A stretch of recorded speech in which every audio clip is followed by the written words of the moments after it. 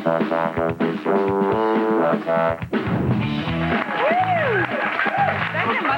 Kool-Aid stash. Get it on there. Kool-Aid stash. Ew. Not Kool-Aid. Fishy? Hi, everybody. Welcome to Attack of the Show. We are TV's only source for all the stuff you care about. I am Kevin's best friend. Yeah, sure. I'm Kevin Pereira. It's And you're Tuesday. Olivia's best friend. This is Olivia Munn. She's my friend. It's August 21st. We're coming to you live from the G4 studios in Los Angeles. Big show. On today's show, it's Hayden Panettiere's 18th birthday. I have a very special message for her. Yep. The Star of Heroes. When we go around the net, it's going to happen. Plus, Don't Bet the Farm on Blu-ray yet. Paramount and DreamWorks Animation are now HD DVD exclusive, and we'll have all the details in the feed. Also, BioShock has scored rave reviews from critics, and I just got it. But will it score well with gamers? We discuss the hot new title as well as the reported widescreen cropping issues in the loop. And get ready to clean up Detroit when we take a look at the extra gory 20th anniversary edition of RoboCop, along with the latest DVD releases at DV Tuesday. I love me some RoboCop. When Chris Gore's here, it's always a good day. You got Ed 209 in the staircase? I love RoboCop. I'm going to try to gank that one later. But right now, I said gank. Right now, it's time to greet the early evening with a modern digital freak show. It's the top 5 interweb items in Around the Net.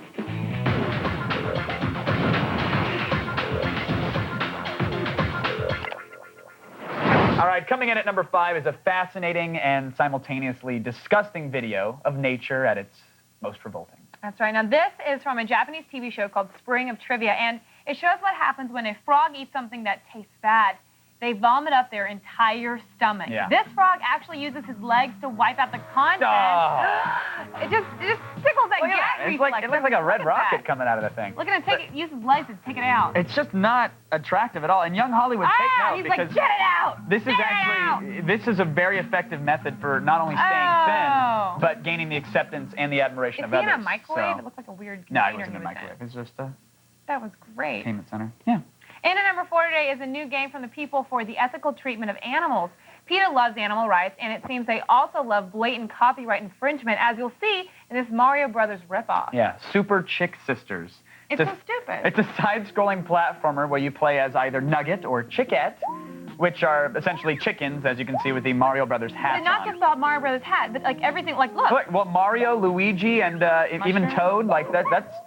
They talk about plagiarism. They're all featured in the game's cutscenes. And you eat tofu to get big. Chickens don't friggin' eat tofu. No, they eat chick feed. This game's stupid. And they can barely fly, which is really stupid. At least Mario can really fly. The point of this game is you have to save Pamela Anderson from KFC's Colonel Sanders, who apparently kidnapped her so she wouldn't reveal the secret of the restaurant's cooking practices. Is the Colonel's secret really that secret anymore? It's delicious, that's what it is. Yeah, and nutritious. But, I mean, who's fighting Pamela for it? Apparently, they're actually PETA protesters embedded throughout the levels that repeat the same fun facts every time you see them. But you can actually, the good thing is you can run right past them like you do in real life. That's Just right. jet on Keep by. going by. Yeah. But eventually, you can unlock Pamela Anderson as a playable character, which we assume is amazing. If you want some earnest Pamela footage before beating the game, though, you can just check out her testimonial video right away. Hello, I'm Pam Anderson with PETA. You probably have heard of the Colonel's secret recipe, but you probably have no idea what goes into making a bucket of KFC chicken. Sadly, the main ingredient is cruelty. I thought it was love. No. Wait, okay, hold on. Damn you, Colonel! Yeah, Whenever a celebrity does one of these videos, all it does for me personally is it makes me take them less seriously, and I immediately stop caring about whatever it is they're yammering on and on about. It's just, Kevin, that's actually very insensitive. I don't think it's insensitive. I'm just being honest with you. Like, well, I know, but look, you know, I actually did an informational video about a cause that's very near and dear to my heart. It's actually the inner workings of this very show. Hi, I'm Olivia Munn. You've probably seen Attack of the Show, but you probably have no idea what goes on into making an episode of Attack of the Show. Sadly, the secret ingredient is cruelty. That's why I prepared this short video with the help of PETA OTSE, People for the Ethical Treatment of Attack of the Show employees. Because wages are so low, many production assistants don't make enough money to eat. As a result, most of them can't even walk down a hallway without breaking their bones. G4's office space is small and cramped, leading to high-stress situations and unnecessary conflict for its staff. And upstart producers who talk back to hosts get routinely defingered. Take a look. The 108 words per minute. That is not acceptable. Faster! Steve, this is not funny. I know funny. I know funny. Faster! Are you crying? Are you crying? Don't make me be the bad guy, Steve. Now it's mine. Because it's funny. And this is only the tip of the cruelty iceberg.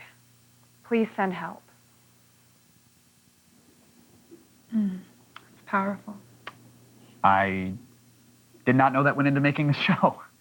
I used to show up and just, go to the office and they'd have a wicker basket filled with puppies and I would just pet them and I thought that was the inspiration for me. When I first signed on for the show, you gave me a list of things to do to the interns here. Okay. You told me, like, they were not supposed to be nice and that word talent. And do you want the same treatment? Because then I'd shut up right now, sweetheart.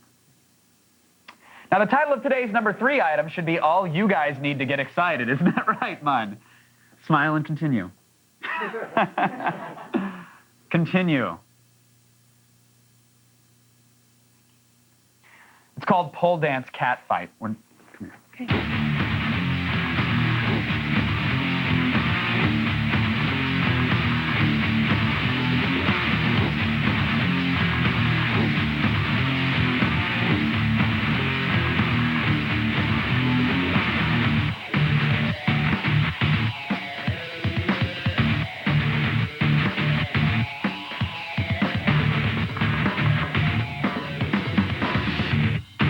Yeah, no.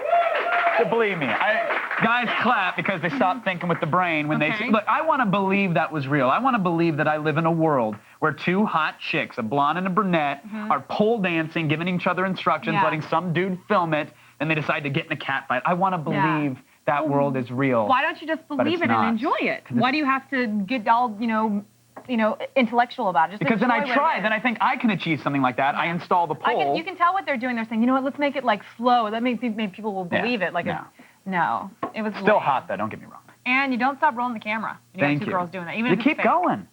Tell them to kiss. Coming in at number 2 today is it's not stick cam at your house. Sorry, you don't do that. My bad. Coming in at number 2 today is some brand new footage of a multiplayer feature in Call of Duty 4. Everything I hear about this game gets me more and more excited. Activision just unveiled a video showing off some of their multiplayer perks, which are essentially ways you can upgrade and actually specialize your character. You can choose from talents. This one is amazing. It lets you take one final shot at your enemies before you die. So it's sort of like so you're on the ground, you can just go. Yeah, you're literally on the ground, gun down, and you get one final shot to take them out. Because I hate when you die and you're just like, now I'm done. Yeah, that's it, staring at the scoreboard. Plus, there's also abilities like making less noise when you sneak around, or you can become a demolitions expert. This game is going to be huge. You can actually mix and match a limited number of perks and even name your own custom class, which is really cool. Yeah. Now, this is sure to add another level of depth to what's already shaping up to be a killer multiplayer game. Yes, and very important, signups for the beta test should begin at 8 p.m. Eastern tonight. So when everyone dogpiles over at charlieoscardelta.com, can expect a site crash and a whole lot of whining. Yeah, a lot of complaining. Are you going to do it? I'm going to be there complaining and whining along with everybody. Probably live on Stickcam as well. But good. I can't get in. Finally, very important, folks, coming in at number 1 today, Hayden Panettiere's 18th birthday. She's legal. Yes. She is legal. Yes, the sexy, indestructible cheerleader from Heroes turned 18 last night. Now she can smoke cigarettes, buy pornography, and register to vote, hopefully in that order. Yes. More importantly, though, very important, she's now eligible to receive a special message from me. Thank you so much. Thank you. Hi, Hayden. How are you?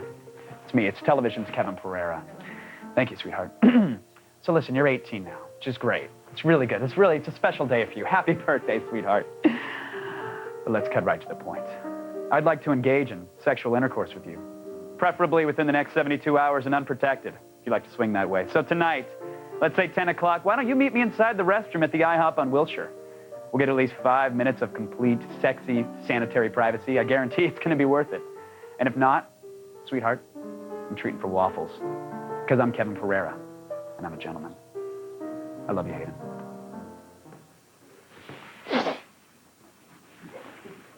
To get your daily viral fix, go to g4tv.com/AroundTheNet and sign up for the Around the Net podcast. It's hotter than baby making.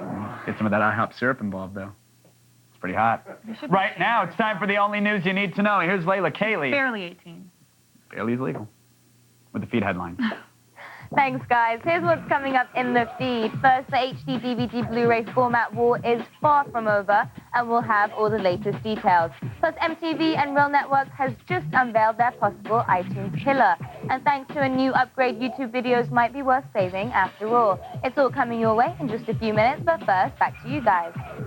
All right, thanks, Layla. Now let's hear from you in the army of monitor heads. It's our video viewer mail. I hear Christina from Washington State has a very important question. Oh, I heard that too. Hey guys, this is Christina in Spokane. I was just wondering how you felt about Hollywood taking all of the classic 80s cartoons from when we were kids and making them into Hollywood movies, and if you think that the ones coming out like Thundercats and G.I. Joe are going to be as successful as Transformers has been.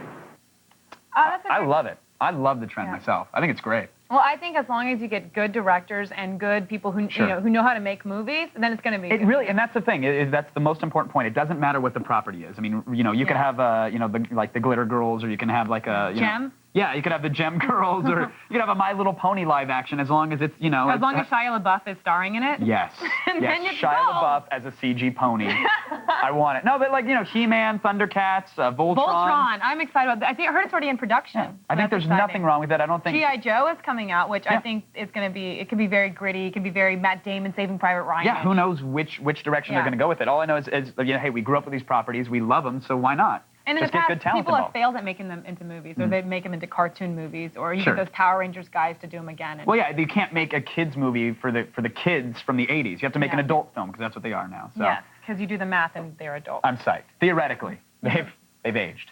Christina, thanks for the question, but we've got to move on to the game that everybody is talking about this week, BioShock. The long-awaited shooter is out today. I was playing it all last night. Yes. And, some people are saying that it's not only the best game out for the 360, but it could possibly be Game of the Year. Even before Halo 3 comes out. That's a big, that'll be big claim. competition. There's talk that BioShock might give Halo 3 a run for its money, as I just said, despite the lack of multiplayer. Kevin loved it last night. Loved it. But we want to know what you guys think. Do you plan on getting BioShock? Vote on our website, g4tv.com/AOTS, or text your vote to G4TXT, that's 44898, to vote and register for AOTS live news alerts. I just got mine. I'm very excited. I'm going to play it tonight. Yeah, we'll see. We'll see how I do. Don't go anywhere, you guys. Attack of the Show has just started. To miss it would be criminal, and you'll be prosecuted to the full extent of the law. Wow. Here's what's coming up on today's Attack of the Show. Is BioShock the refreshing injection gamers have been searching for in a first-person shooter? You're worthless. You're nothing. The Loop takes aim. He may be part man and part machine. Drop it. But the new 20th anniversary edition of RoboCop is all badass. Your move, creep. Check it out on TV Tuesday. I will. Plus, running out of kinky public places to do the horizontal mambo? We know a couple secret spots to get your freak on when we go in your pants. Voice is our weapon of choice when the attack comes back.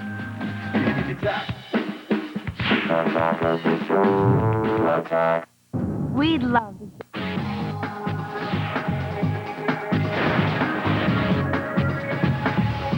Hey guys, welcome back. It's Tuesday, August 21st. I'm Layla Kaylee, and it's time to start the feed.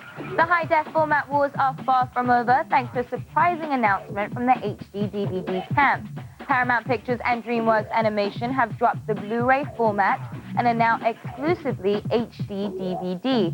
Future A-list titles like Blades of Glory, Transformers, and Shrek 3 will be the first titles to make the switch.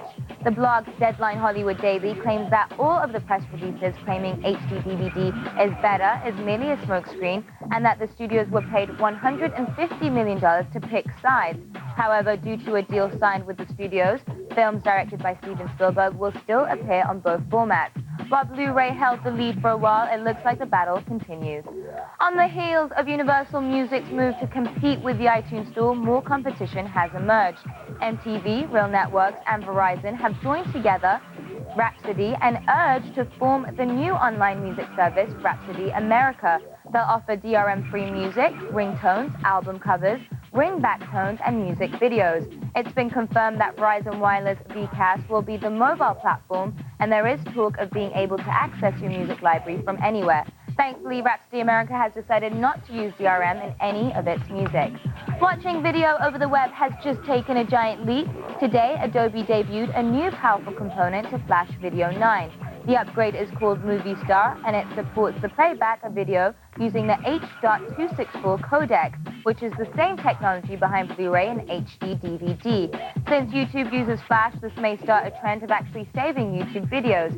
Adobe is offering Movie Star as a beta download now and says this fall it will be rolling it out as an automatic download. The new documentary, The King of Kong, A Fistful of Quarters, was released last Friday and shows die-hard fans competing to break the world records of classic arcade games.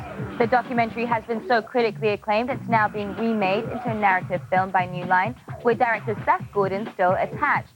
Also, Gordon has just signed on to direct The Four Christmases, starring Reese Witherspoon and Vince Vaughn. Yes, Hollywood sure loves their hot young directors. You can now control your iPod with your teeth. Japanese researchers have developed headgear that uses infrared sensors and a microcomputer to let people operate their iPods by clenching their teeth for about a second. The research team at state-run Osaka University hopes to put the device to commercial use in the near future, and they want to adapt the technology for cell phones, wheelchairs, and other products. Very interesting. And finally, the bionic woman may not be too far from reality thanks to some engineers at Vanderbilt University as part of a $13 million military program to develop prosthetics for soldiers. Engineers have created the world's strongest mechanical arm. It can lift and curl 20 to 25 pounds, 4 times quicker and stronger than the current standard, thanks to a miniature rocket motor. Instead of 2 joints for an elbow and claw, this arm has several, allowing fingers to move independently. Basically, it's the first step towards the Terminator. You've been warned. Well, that's it for today, but don't worry, the feed doesn't stop here. Keep your iPod fed with all the news you need to know by downloading our Daily Feed podcast. Get it now at g4tv.com/podcast. I'm Layla Katie, and you've just been fed. Let's go back to Kevin and Olivia.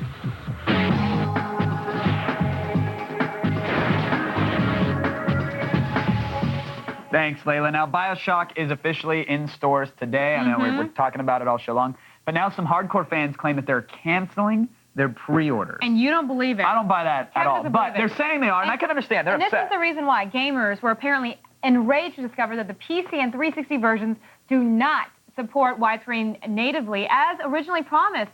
Screenshots have appeared all over the net showing how the widescreen gameplay is merely cropping and zooming in on the image that you would see on, standard TVs. Yeah, some have said that this move has actually changed the game's field of view. Honestly, I doubt anyone starting a protest. I played it, and it may be cropped. I wasn't paying attention to see if I was getting my extra 20 lines of resolution. But we contacted 2K Games about the issue. We have yet to hear an official answer. I'm sure because of the way this is blown up online, there will be an official statement, maybe even a patch released soon if it is an issue. But we'll have more on BioShock and this controversy a little bit later in the loop. And as soon as we hear from them, we'll make sure to let you guys at home know exactly what we hear. But right now, let's hear from you guys at home in our monitor heads. All right, we have Lauren from Pennsylvania. Fire away, Lauren.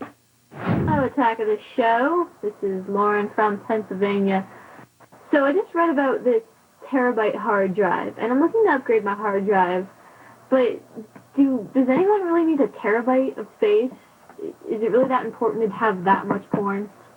Yes, yes, and yes. Get 2. You can never. Look, variety is the spice of life. You can never have enough pornography in high def on your hard drive. Well, okay, there's your porn answer from this man. But if you want to make backups of DVDs, high def DVDs, the space is definitely helpful. So.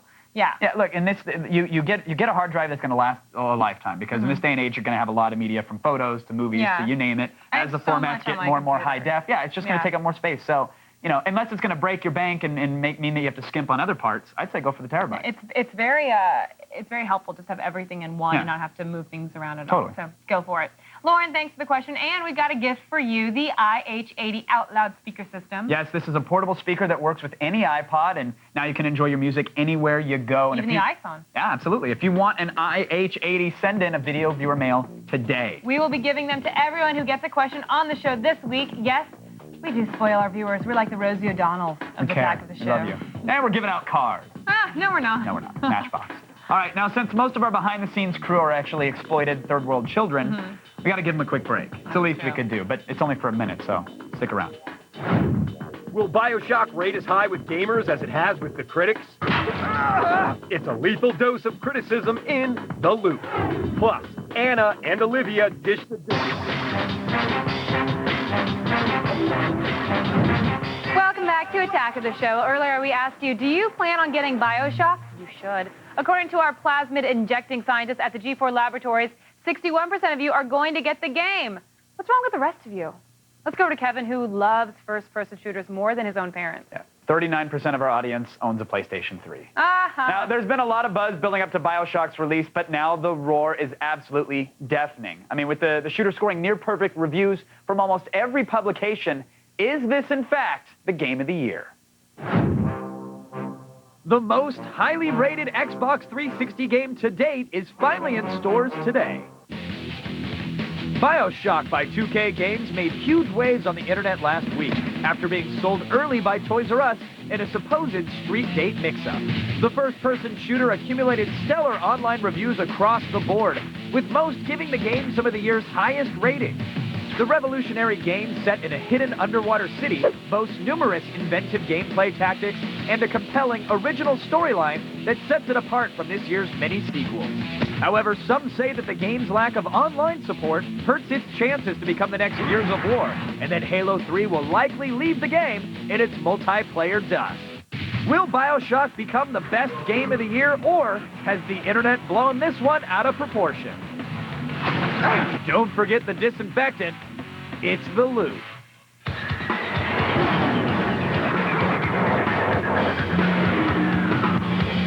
All right, my guest tonight, the genetically enhanced co-host for X-Play, the astute Mr. Adam Sessler is here, and senior editor for gaming at Penthouse Magazine, Rebecca Swanner, is here as well. Welcome to The Loop, everybody. Hello, Kevin. Bioshock hit store shelves today, online reviews across the board. I mean, we just said it, they've already ranked it the best 360 game of all time.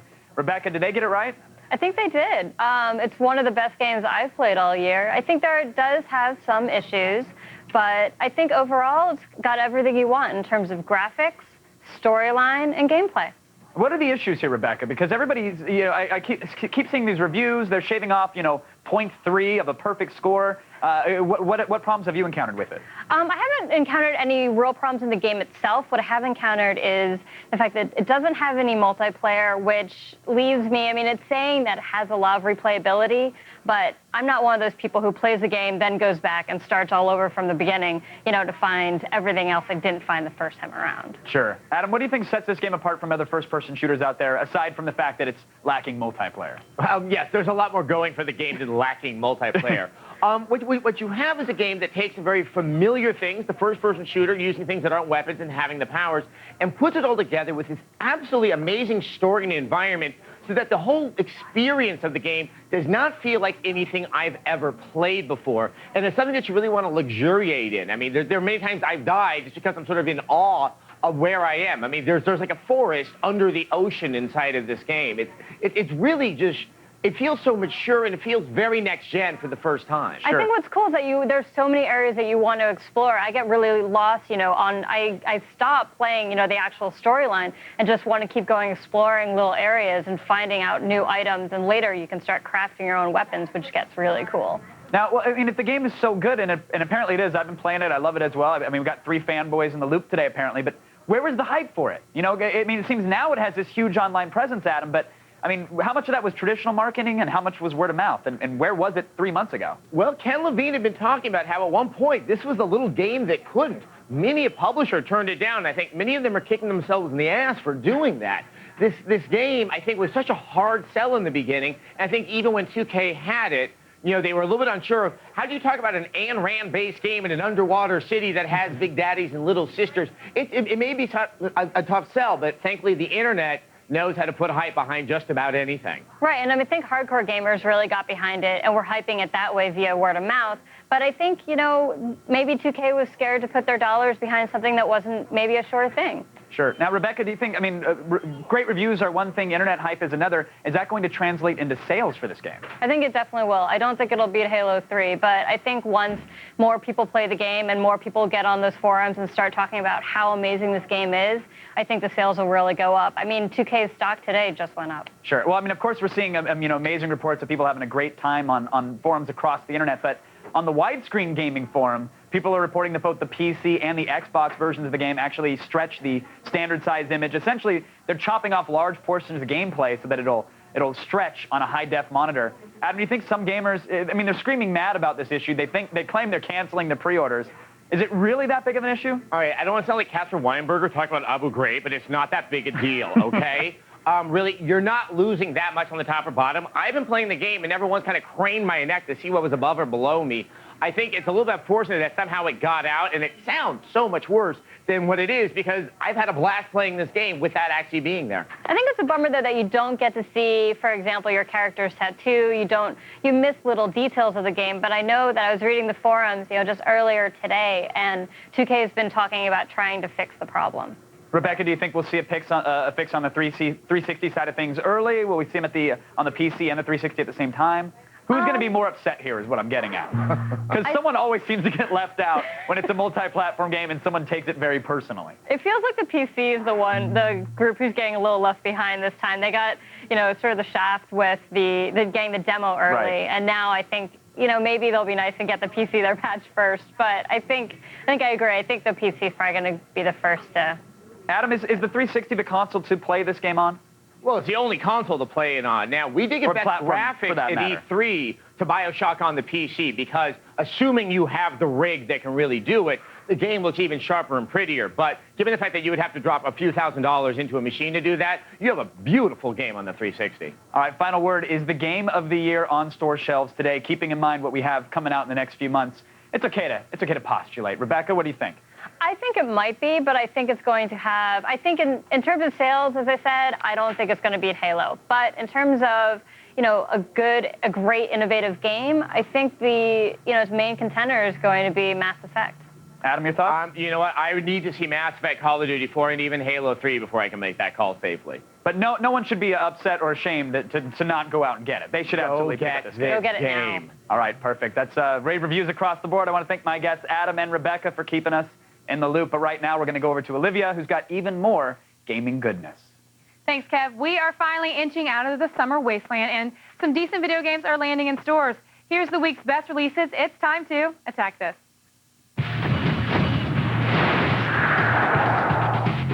First up, of course, is the highly anticipated debut of BioShock. Based on all of the early reviews, the first-person shooter is living up to the hype and, of course, then some. Using an array of weapons and special abilities like telekinesis and the electro bolt, you fight off the doomed and deranged in the underwater city of Rapture. The game is both stunningly beautiful to look at and sometimes terrifying to play, a rare combination that makes this title an instant classic. Put your thinking caps on, guys, because the next game is Brain Age 2. The sequel broke DS sales records in Japan, selling over 400,000 copies in the first 4 days. It was available and now has sold over 5 million copies worldwide. As most of you probably already know, the game consists of a series of word and number challenges designed to keep your brain sharp. You can also buy the game in a bundle with a brand new DS Lite, which is Crimson and Onyx. The consensus around the office is that not only does it look cool, but it seems to be a little more sturdy and has a more textured feel to it. The bundle also comes with a carrying case that holds the DS and 3 games. The whole kit will run you about $150. Next up, we have Jeanne d'Arc, an RPG for the PSP based loosely on the life of Joan of Arc. You'll play as a young French military leader whose will and determination helped revive morale during the 100-Year War.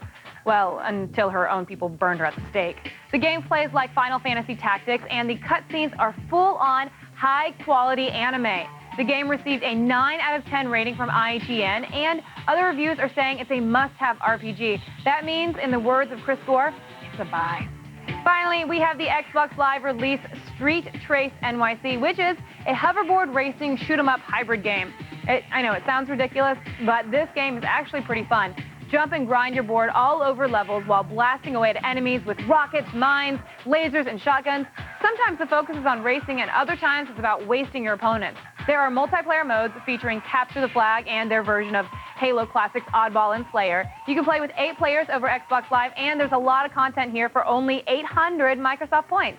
Go to g4tv.com/AOTS for info on all these games and more. If you guys can devote 20 hours of your life to BioShock, I think you can spare a measly 60 minutes for us. So we'll be back, and hopefully you will be too.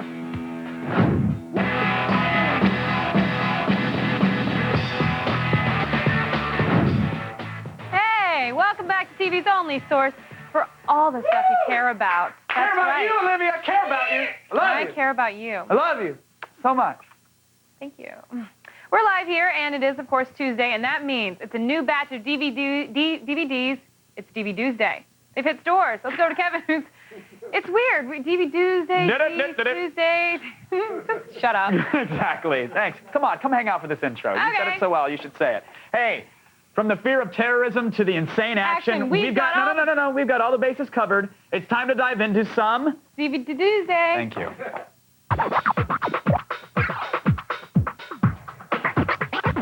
Chris Gord, welcome back. I will kill... Hi, Chris. Welcome back. How are you? All the time with you, too. I know. We try not to fight in front of the kids, but it happens. Let's get to the DV do's and don'ts of this week. I don't know what that meant. Aqua Teen Hunger Force movie film for theaters for DVD is out, and if you were one of the lucky people who caught this in the theater, the first 5 minutes of this film is probably one of the greatest 5 minutes in cinema. Is that the live-action rock band intro? It's the rock band intro where you've got these sort of punk rock pretzel belting out this song that admonishes everybody in the theater, you know, to shut up, don't kick the seat, take the baby out, put it in the street. It is. I got to get that song, an MP3 of that song. But look, if you do not understand Aqua Teen Hunger Force and the sense of humor, which makes no sense. It is the very definition of WTF humor. It is, nothing makes sense.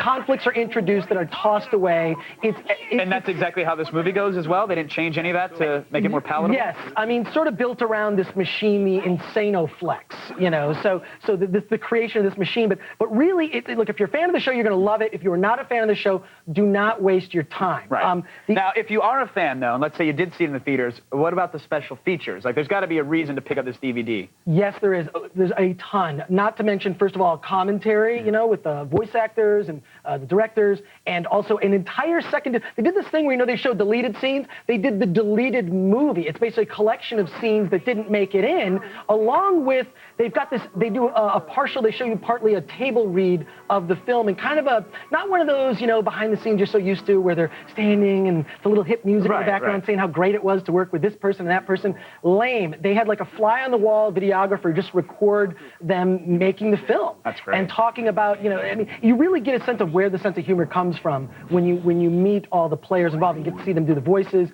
There's also these fake endings that are hysterical. There's like 10 different fake endings. Clearly never intended to be the real ending of the film type endings. Just for the DVD. So, look, if you love Aqua Teen Hunger Force, you understand that sense of humor, you know, you are going to love the movie. So, for me, buy. It's a buy because they spent all this time on the extras. The film is just bizarro, and it's one of those things you want to sit someone down and test their mettle. You gotta see this. You know, correct. It's a make or break for some relationships. Actually. It actually is, yeah. All right, let's move on to a make for all relationships. RoboCop 20th Anniversary Collector's Edition. Yes, this movie defined my childhood in more ways than it should have. I loved it. I love RoboCop, one of those great, you know, made during the Reagan era, so it was a lot of politics woven into this. But look, it's just a great action movie to boot, and getting Paul Verhoeven, very violent director at the time, to you know, undertake this project was a risky choice.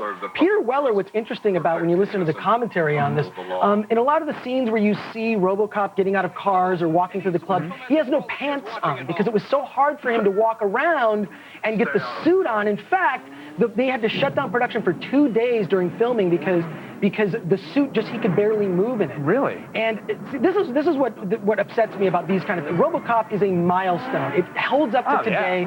Great Even seeing these clips, it's getting me excited again. Like just little clips. When you flip through it on TV, I never turn away. I've got to watch this film. But now this is the X-rated version, right? This is there's an unrated. There's two on the. You get the original theatrical version, then you get this unrated version, which mixes in. I really don't think that a lot of the stuff, it's kind of extraneous exposition or other stuff that you didn't really need. However, it's just cool stuff to see. And you know, the thing is, the extras on it are great. Yeah, tell me about the specials. Talk about the extras. Specials are, you know, behind the scenes, new interviews with the actors. There's commentary that's actually a leftover commentary from the Criterion release. The Ed 209, what's interesting, we're seeing some behind the scenes of the creation of the Ed 209. Which scared the bejesus out of me when I was younger. Which is amazing. The original ending of RoboCop was supposed to be a showdown with Ed 209, but they thought they really wanted to stick to the human story and have the sort of corporate bad guy be the final confrontation, which works. And what I love is the extent to which Peter Weller went through with this performance. What bugs me about the Oscars is they do not recognize genre performances. Peter Weller hired a mime instructor to help him get the walk of RoboCop down. He in fact, he put on football gear, helmet, pads and everything, went out to Central Park and developed the look. So you're going to learn tons of cool facts and figures. What is the verdict on this particular DVD? It's a buy, and not only that, just for I don't have it here, but the casing of it, metal case. All right, done. Now, because it's, from the 80s. We love it. It's time for an 80s edition of the Rapid Fire, and because it's an 80s edition, I'm going to give you 53 seconds on the clock. 53 seconds. Makes perfect sense. Are you ready, Chris? Go! Cool. We got Flash Gordon, Savior of the Universe edition. It's amazing. This is one of my personal favorites, soundtrack by Queen. The Dark Crystal, Gary Kurtz produces, Jim Henson. Oh, yeah. If you've not seen this Puppet Fest, you've got to check 40 this seconds, out. Chris. We've only got through 2. Labyrinth. Yeah, Labyrinth. Jennifer Connelly, a young Jennifer Connelly, and David Bowie. No matter how ridiculous his costumes are, he's still very cool. And Porky's, of course, the late Bob Clark. Very sad. He died recently. What else do we have did there, a Christmas Chris? Story, and we also have 25 seconds. Airplane, which was amazing. And all of these, what I have to say about all these, wow, I actually got extra time. Yeah. What I love about all of these is every single one of the films that you've seen here, they all are layered with extras, from commentary to behind the scenes, every single one of these. They buzzed you 10 seconds early. They just shaved 10 seconds off your rapid fire. But you got through it. The first time he's gone through a rapid fire, I've actually finished it. Well done, Chris. Thanks for coming by. Cool. You kind of cheated with only having a handful of movies. That's fine. Everybody, visit filmthreat.com for more movie info. That's it.